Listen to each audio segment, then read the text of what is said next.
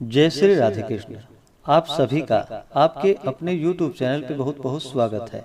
आइए आज आप सब सुनेंगे अधिक मास पुरुषोत्तम मास महात्म्य कथा में 28वें अध्याय की कथा। अब तक आपने पिछले अध्याय कथा को नहीं सुना हो तो हमारे चैनल पे वीडियो अपलोड है, आप वहां से जाकर के पिछले अध्यायों का कथा श्रवण कर सकते हैं। तो बोलिए प्रेम से भगवान विष्णु की जय, माता लक्ष्मी की जय, श्री राधा कृष्ण की जय, पुरुषोत्तम भगवान की जय, सर्वदेवी देवता की जय। श्री नारायण बोले, चित्रगुप्त धर्मराज के वचन को सुनकर अपने योद्धाओं से बोले, यह कदैर्य प्रथम बहुत समय तक अत्यंत लोभ से ग्रस्त हुआ, बाद में चोरी करना शुरू किया, इसलिए यह प्रथम प्रेत शरीर को प्राप्त कर बाद में वानर शरीर में जाएगा, तब हम इसको बहुत सी नरक यातना देंगे। हे भट लोग, धर्मराज के गृह में यही कर्म श्रेष्ठ है। इस प्रकार चित्रगुप्त से आज्ञा प्राप्त होने पर भयंकर भट्ट लोगों ने चित्रगुप्त की आज्ञा अनुसार शीघ्र वैसा ही किया और उस ब्राह्मण को पीटते हुए प्रथम प्रेत शरीर में करके फल रहित वन में रखा। वह ब्राह्मण प्रेत योनि को प्राप्त कर उस निर्जन गहन वन में क्षुधा तृषा से अत्यंत व्याकुल होकर भ्रमण करने लगा। प्रेत योनि में होने वाले दुखों को भोग कर बाद फलों के चोरी करने से होने वाली वानर योनि को गया। सुंदर शीतल जल और छाया तथा फल पुष्प से युक्त जम्बू खंड के मनोहर सुंदर कालंजोर पर्वत पर वहां इंद्र से बनाया हुआ उत्तम कुंड है।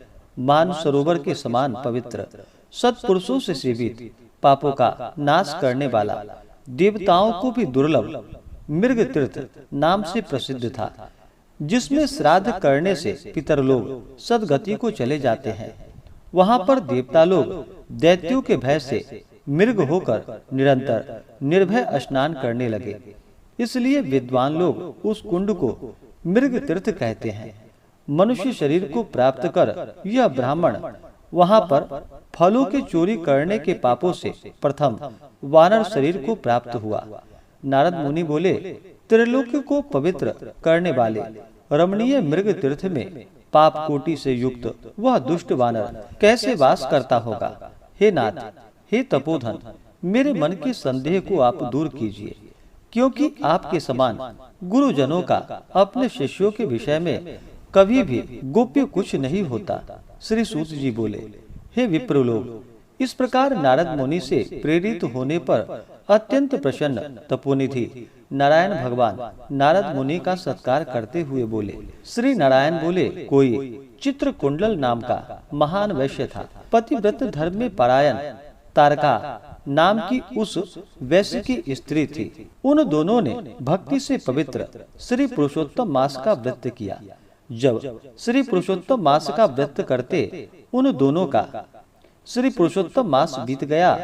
अंतिम वाले दिन के आने पर स्त्री के साथ हर्ष से युक्त श्रद्धा पूर्वक चित्रकुंडल ने उद्यापन किया। पुरुषोत्तम मास के उद्यापन विधि करने के लिए वेद और वेदांग को जानने वाले गुणी स्त्री सहित ब्राह्मणों को बुलाया।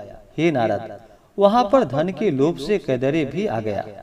उद्यापन विधि के पूर्ण होने पर चित्रकुंडल ने बहुत बड़े दानों से उन सपत्नीक ब्राह्मणों को प्रसन्न किया। उन समस्त ब्राह्मणों के प्रसन्न होने पर भूयसी दक्षिणा को भी दिया।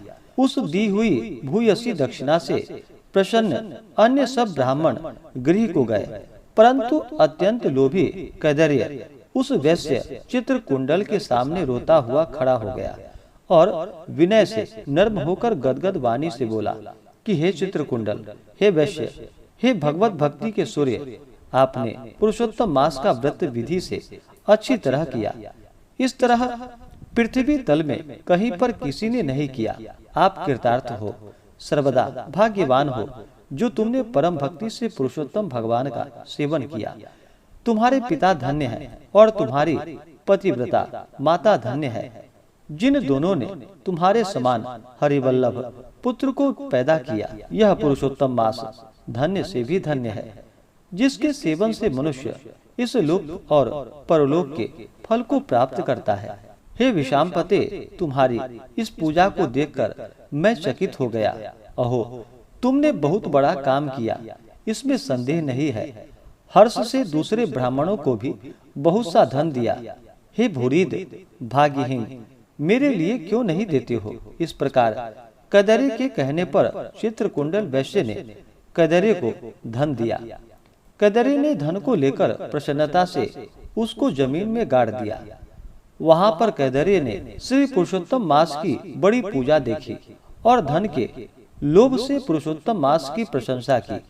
पूजा के दर्शन महात्म्य से और पुरुषोत्तम भगवान की स्तुति से तथा धन का लोभ होने पर भी मृग तीर्थ को आया। श्री सूत जी बोले, दर्शन से, स्तुति से, धन के लोभ करने से भी दुष्ट वानर को उत्तम तीर्थ का सेवन हुआ।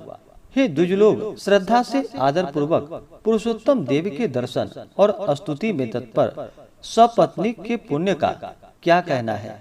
नारद मुनि बोले, हे ब्राह्मण, सुंदर वृक्षों से शोभित, सुंदर शीतल जल वाले, मनोहर घनी छाया वाले वन में उसके रहने के कारण क्या है, सो आप कहिए।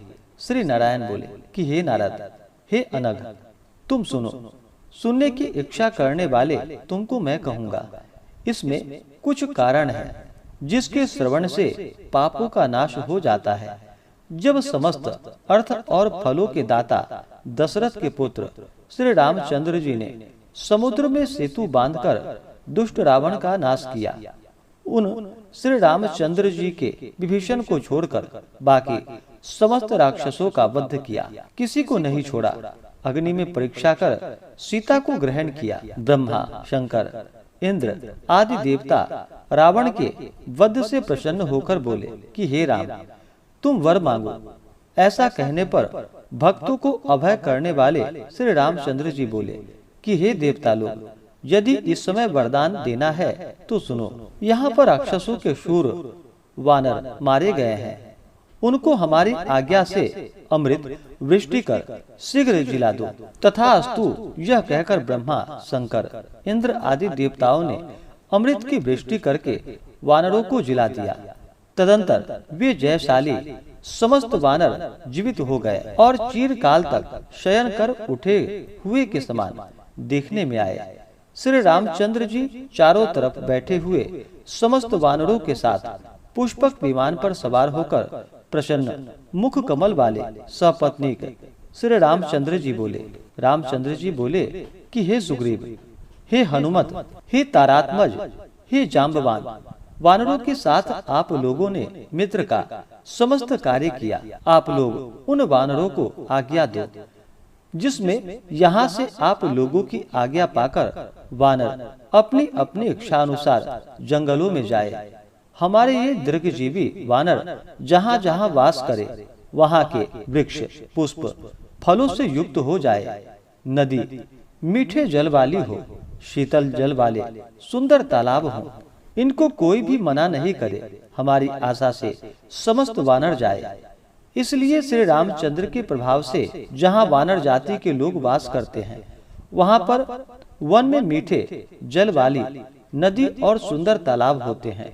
पुष्प पत्र से युक्त सुंदर फल वाले बहुत से वृक्ष हैं, परंतु अदृष्ट से होने वाले पूर्व जन्म के सुख दुख जहाँ जहाँ प्राणी निवास करता है वहाँ वहाँ अवश्य जाते हैं, क्योंकि बिना भोगे कर्म का नाश नहीं होता, ऐसे वेद की आज्ञा है। श्री नारायण बोले, फिर जहाँ पर यह लालची वानर पर्वत के समान बढ़ता हुआ भूख प्यास से युक्त पीड़ित वन में विचरने लगा, उसके मुख में पित्त के प्रकोप से पीड़ा उत्पन्न हुई, जो उसका जन्म का रोग था। जिस पीड़ा के मुख के घावों से दिन रात रुधिर बहा करता है, अत्यंत पीड़ा के कारण कुछ भी भोजन नहीं कर सकता था, और वह वानर चंचलता बस वृक्षों से उत्तम फलों को तोड़कर मुख के पास ले जाकर बहुत से फलों को जमीन में गिरा दिया करता था। वहाँ वानर पीड़ा के कारण कहीं भी एक स्थान पर बैठने में असमर्थ था। एक वृक्ष से दूसरे वृक्ष पर जाता हुआ मृत्यु को सुख देने वाला मानने लगा। किसी समय पृथ्वी पर गिर पड़ा और अत्यंत दुखित हो विलाप करने लगा।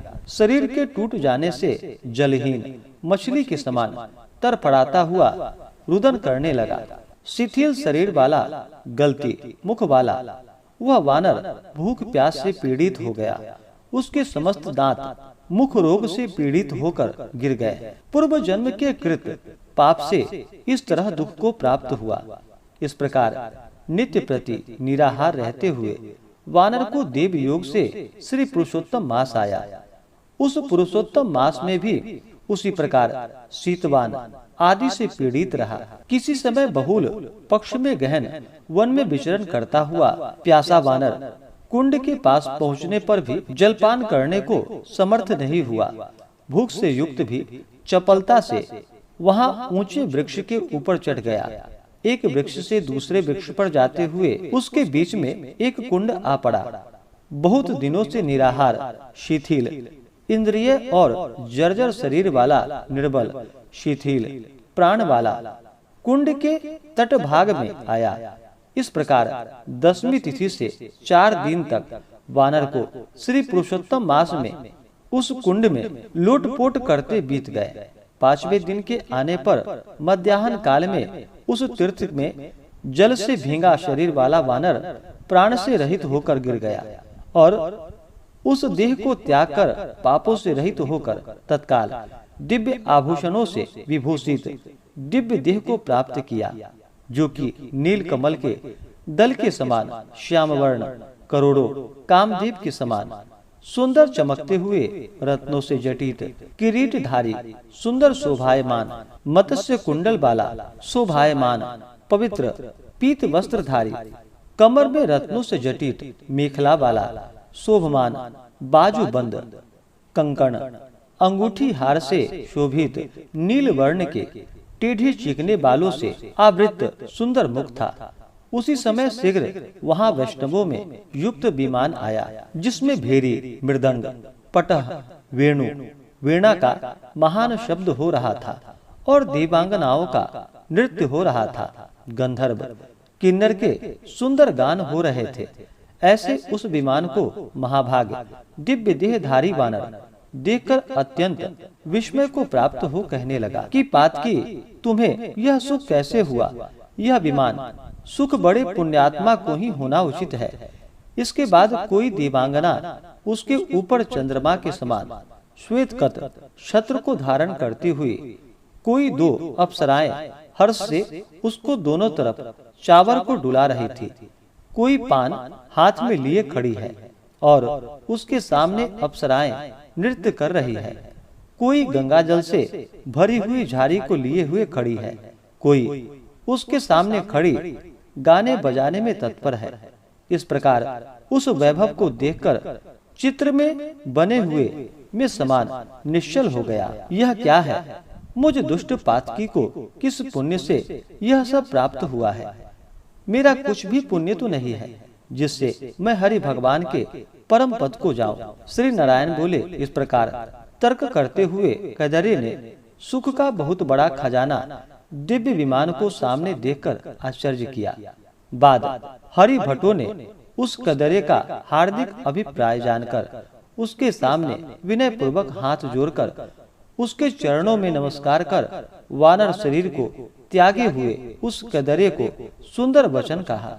इस प्रकार से श्री बृहन नारदीय पुराणे श्री पुरुषोत्तम मास महात्म्य कथा में 28वें अध्याय की कथा पूर्ण हुई। तो बोलिए प्रेम से भगवान विष्णु की जय, माता लक्ष्मी की जय, श्री राधा कृष्ण की जय, सर्वदेवी देवता की जय। इसके आगे की कथा जो कि आप अगले अध्याय में सुनेंगे। इसी प्रकार से कथा को सुनने के लिए चैनल पे अगर आप नए हैं तो चैनल को लाल बटन दबा करके सब्सक्राइब करें, साथ में बेल आइकन घंटी को दबाएं ताकि मेरे वीडियो का नोटिफिकेशन आपको समय से मिलता रहे। वीडियो को लाइक करें, शेयर करें। सुखी रहें और स्वस्थ रहें। जय श्री राधे कृष्ण। धन्यवाद।